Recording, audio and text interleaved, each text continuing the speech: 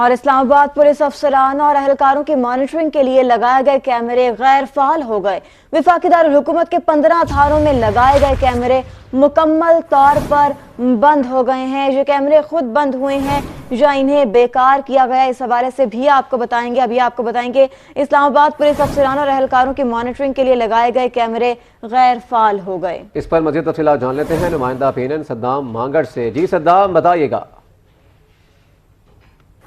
اسلام آباد میں جہاں سے پروجیکٹ جو ہے وہ لگایا گیا تھا، وہیں پر نہ صرف پورے اسلام آباد کی مانیٹرنگ کے لیے بلکہ جو اسلام آباد کے تھانے ہیں ان کو مانیٹر کرنے کے لیے بھی کیمرے جو ہیں وہ تمام تھانوں میں لگائے گئے تھے، لیکن بدقسمتی سے تقریباً 15 کے قریب تھانے ایسے ہیں جن میں لگائے گئے کیمرے جو ہیں وہ یا تو وہ ٹیکنیکلی خراب ہوئے ہیں یا مبینہ طور پر ان کو خراب کیا گیا ہے۔ لیکن اس وقت اسلام آباد کے جو 15 تھانے ہیں ان میں جو لگائے گئے کیمرے ہیں وہ مکمل طور پر بند ہیں۔ ان تھانوں میں کھنہ شامل ہے، اس کے علاوہ لوئی بہر شامل ہے، سیالہ شامل ہے، رورل زون کے زیادہ تھانے جو ہیں وہ شامل ہیں۔ اسلام آباد سے گاڑی چوری اور موٹر سائیکل چوری کی متعدد کالز جو ہے وہ روزانہ کی بنیاد پر ریکارڈ کی جاتی ہیں، لیکن گاڑی چوری کرنے والے، موٹر سائیکل چوری کرنے والے بآسانی اسلام آباد سے نکلنے میں کامیاب ہوتے ہیں۔ اس کی بنیادی یہی وجہ ہے کہ جو اسلام آباد سیف سٹی پروجیکٹ ہے وہ